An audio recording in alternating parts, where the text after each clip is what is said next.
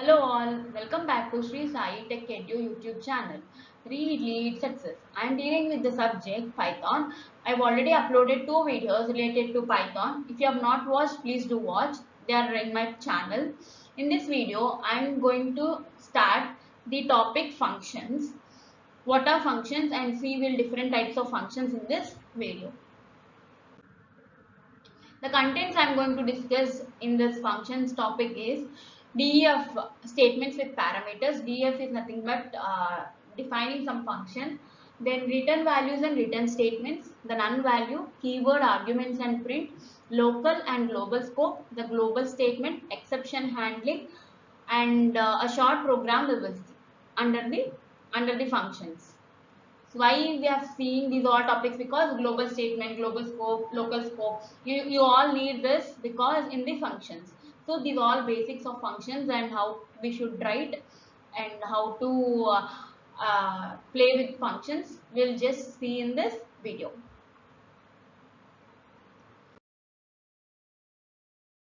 DF statements with parameters. When you call print or len function, you pass in values called arguments in this context by typing them between the parentheses. You can also define own functions that accept arguments. See, there are different functions in Python like print, len. Print will print the equation or a string whichever you want. Len, it will find the length of it. You can pass arguments also into that. Print, for example, if you see here, df hello name. This is the one function called hello of name. Print hello plus name. Hello plus name. Hello name, what we are passing, the function is what? Function name is hello. If we should write hello of the name, this argument will go and sit here. So this will add to this. The string concatenation happens and nothing but hello Alice. So you'll get output as hello Alice, hello Bob. Understanding? See, in the first point, the definition of the hello function in this program has the parameter called name. See, the first line, what it has, the definition of the parameter hello function has a parameter called name. This is the argument what we are passing. Print hello plus name. What we want to print? Hello plus the name which is coming to this argument. We're string concatenating. If you want to, the program execution enter the function and variable name is automatically set to alive, which is what gets printed by the print statement. What they're telling, if you want to print something, we need to mention a hello. A parameter is a variable that an argument is stored in when a function is called. The first time the hello function is called, it's with the argument alias. If you see here, hello of alias, this will go and sit here. What I told, that will print hello alias, then hello Bob. If you have put something like cat, hello cat, like that, it is going to how the functions can be used. You need to call this function by mentioning the function name in bracket, whatever the argument you want to pass. You need to pass. Then accordingly the output you can generate. Return values and return statements. When you call the len function and pass it an argument such as hello, the function call evaluates to the integer value of 5, which is the length of the string you passed it. In general, the value that a function call evaluates to is called return value to of the function. See, what it is when you call the len function and pass it an argument such as hello, what it will do, the function call evaluates to the integer 5. Why? Because hello has 5 characters, so the length of the function is 5, which is the length of the string you passed. In general, the value that a function call evaluates to it is called a return value. The value that evaluates is nothing but what? It is the return value of that function. It is going to return some answer. Alright. When creating a function using the def statement, you can specify what the return value should be with the return statement. A return statement consists of the following. The return keyword, it will be having the return keyword, the value or the expression that function should return. Return sum, return like that. You can return any of the specific value you can return by writing the return keyword and the value which you want to return. The expression of the value you want to return you can mention. We will see here. import random, def get answer number. If answer number equals to 1, return it is certain. If answer number if you passed as 1, it will give as it is certain. And if it is 2, it is decidedly so. 3 return is. Like that for every number there is some return statement. Now what we should do, as we have imported random, r equals to random dot random integer. Any of the integer from 9 to 9 can 1 to 9 can be selected. Fortune equals to get answer of r. Whatever are the random number what it is selected, no, that need to be put into the get answer. That is nothing but this r value will go and sit in this argument. The function get answer in that argument answer number. Answer number you will get some value. Understanding, get answer of answer number will get has r here. Print fortune. Whatever you get in the fortune that you will print. Nothing but is either it is certain or it is decidedly so, like that. See, for example, if here it is selected as, for example, the random number here selected as 2, you say 2. So the get answer of r will be 2 in bracket. So this 2 will go and sit here. So get answer of 2 is get answer number equals to 2 it is. So you will get written as it is decidedly so. So fortune you will get as it is decidedly so. Understanding? Okay. Note that since you can pass written values as an arguments to another function call, you could shorten these lines. You can even shorten these lines. How? R equals to this lines are there. No? You can shorten into print get answer of random in of 1, 9. Nothing but it will print the answer what it is. You can even make into smaller, like a single line also you can do.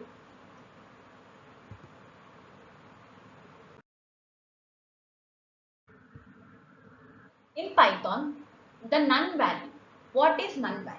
The Python is the value called none. In Python, there is a value called none, which represents the absence of value. None means what? It is absence of value. None is the only value of the none type data type. There is a none type data type. None is only value for none type data type. Other programming languages might call this value as null, nil, or undefined. In other programming languages, we say null, nil, or undefined. But here in Python, we call it as none data type, that is none. Understanding? One place where none is used is as the written value of print. See, one place where none is used is as the written value of print. The print function displays text on screen, but it doesn't not need to written anything in same way len or input does. See, spam equals to print hello. Hello you will get as the answer. Okay, none equals to spam. Is none equals to spam? True. See, Python has written none to the end of the function definition with no return statement. With no return statement, the none will give a none to the end of any function definition with no return statement. Okay. See, here none equals to spam is true. Why? Because hello is already printed. So none is what? Absence of a value. Okay.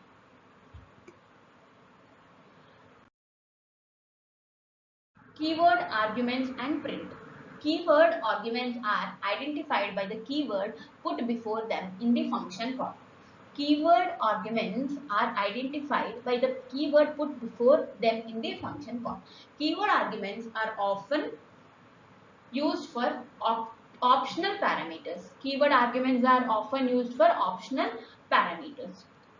For example, the print function has the optional parameters end and separate to specify what should be printed end of its arguments, what should be printed at the end of the arguments, and between its arguments, that is separating them, that is the SCP respectively. At the end of the arguments, what it should be printed, and separating them between its arguments and respectively what print function need to be printed. The keyword argument print hello, print world. See, the output would look like what? Hello world. Why? Because print statement has a it means that it will go to the second line itself. To leave this first line, it goes to second line itself. Word. Okay. See, if you put like this, hello, end empty string, then what happens? the space, the line, it will not go to the next line. In a single line, it is going to give you the hello world. If you want like that, you should put end in the quotation marks, single quotation marks. If you give, then it will give the single word. Print cats, and one more keyword argument print can do is, if you put comma comma comma and string cats, dogs, mice, it will automatically give the one character space between. There will be no comma in between. If you want comma in between, what you should do? Print cats, comma dogs, mice, and separate. Separate, what it will do is separate. Here end, what it does, it will not end, it will in a same single line it is going to give. Whereas here separating, it is separating by comma. So it will separate by comma. Here there is no comma. If you want comma, you should mention like this, then you will get comma. Understanding? Local and global scope. What is local and global scope? It is very important, you need to understand. Parameters and variables that are assigned in a called function are said to exist in that function. That is local scope. If they are called some functions, for example, previously we have seen that something called get answer, answer number is called. It should be within that function only. That is called local scope. It should not be outside the function. If it is outside the function, they are called as what? Global scope. And the variable that exists in local scope is called local variable, and it exists in global scope is called global variable. A variable must be one or the other. It cannot be both local and global. See, it can be only local or global. It can't be both. Okay. Think of scope as a container for variables. Scope is nothing but it is container for variable. You know that variables is container where it will store, whereas scope is also a container where it will store those variables. Okay, when a scope is destroyed, when the whole scope is destroyed, all the values stored in the scope variables are forgotten. Okay, all the variables that are inside that function or the scope is forgotten. Scopes matter for several reasons. Why they are matter? Code in the global scope cannot use any local variables. Code in the global scope cannot use any local variables. In global scope, you can't use local variables. However, a local scope can access global variables. Local scope can take from the global scope variables, but global scope can't use the local variables. Okay, the local variables will be local to that only. Okay, code in a function's local scope cannot use variables in another local scope. See, if there are two functions, one local scope variables could not be used in other function. You can use the same name for different variables if they are in different scopes. You can use the same name for different variables if they are in different scopes. For example, if they are in different scopes, then you can use the same name. But that is, there can be a local variable named spam and a global variable also named as spam. See, the local variable can also have spam, global variable also has can spam. When they are two different scopes, one is global scope, one is local scope.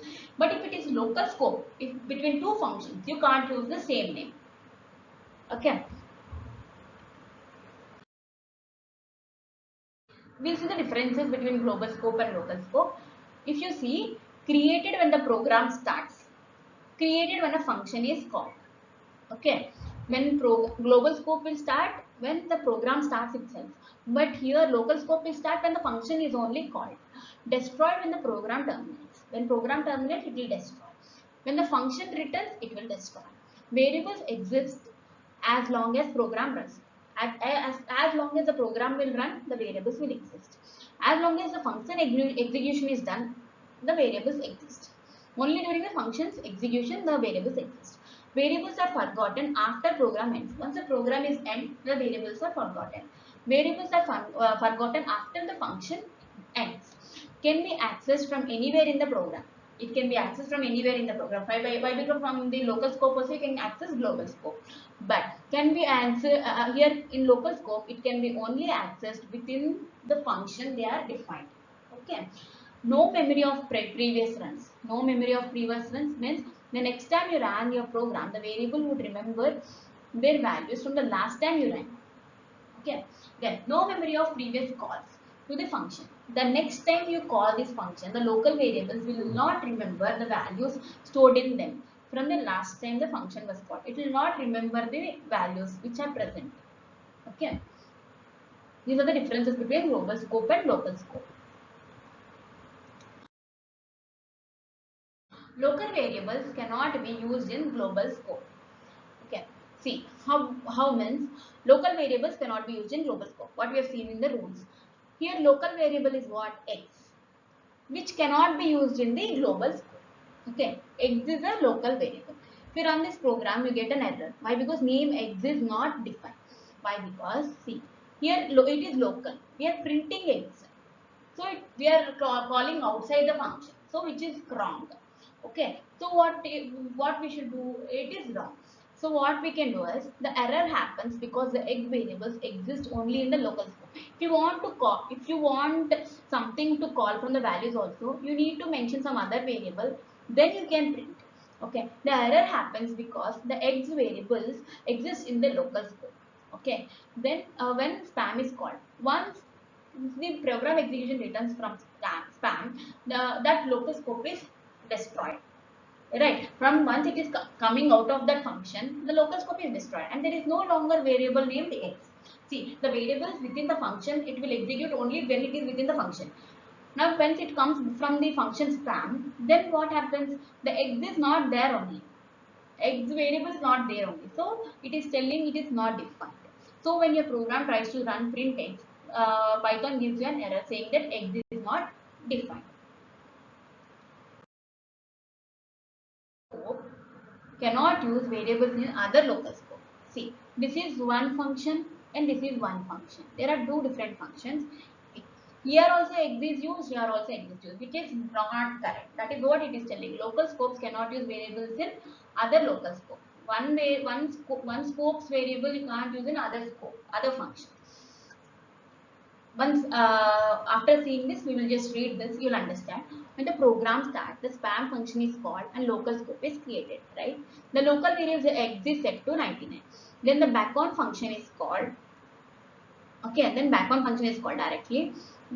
Second local scope is created. Multiple local scope can exist at the same time. Multiple functions can be exist. In this new local scope, the local variable ham is set to 101 and the local variable X, which is different from the one in this spam's local scope, is also created and set to 0. Okay, when backon returns, from here, see, from here it is called backon, so it went to backon. When backon returns, the local scope for that call is resolved, so this is destroyed.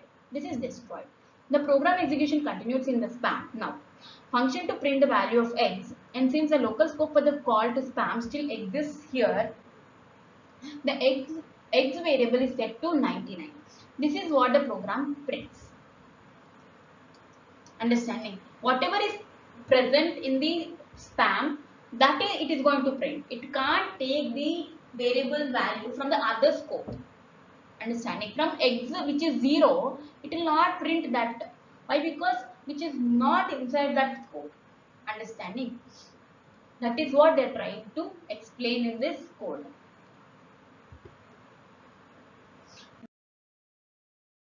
Global variables can be read from a local scope. It can be read from the local scope. Global variable can be read from the local scope, but opposite is not possible. If you see here, there is a function called spam and print X. As X is assigned outside the function as a global variable, so no problem. No parameter names exist in this function, so you can easily print as 42. Okay, why? Because the value assigned is 42. Local and global variables with the same name. As I told previously also, you can have both local and global variables with the same name. Usually we avoid it because there will be confusion, but it is technically perfect. You can do, but usually it will create a confusion. So please see, there are actually 3 different variables in this program, but confusingly, they are all named X. The variables are as follows. See, define spam, X equals to spam local, print X.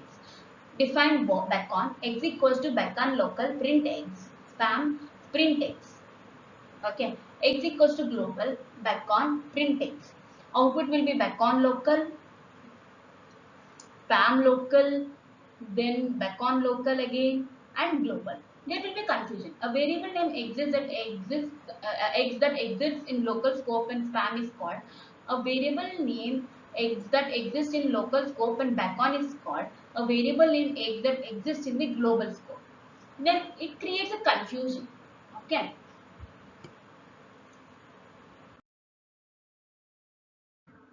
If you need to modify a global variable from within a function, use the global statement. If you need to modify a global variable within a function, you can use the global statement. Like define the function is spam global eggs, then you can use the global statement like global eggs equals to spam. Okay, eggs equals to global. What you write outside the function spam print eggs, the answer will be spam. Why? Because we are changing the eggs by using the global statement, so you'll get a spam. Actually, if you won't change that, you'll get eggs equals to global as the answer output. But as we are taking the global as the statement and eggs like this, then it will change that eggs into spam equals to spam. So you'll get output of eggs as spam.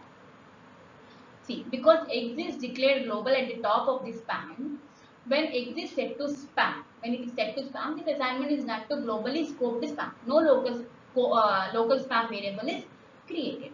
There are 4 rules to tell whether a variable is in the local scope or global scope. There are 4 rules you need to know. If a variable is being used in the global scope, that is outside of all functions, then it is always a global variable. Okay. If there is a global statement for that variable in a function, it is a global variable. If there is a global statement for that variable in a function, it is a global variable. Otherwise, if the variable is used in an assignment statement in the function, it is called local variable.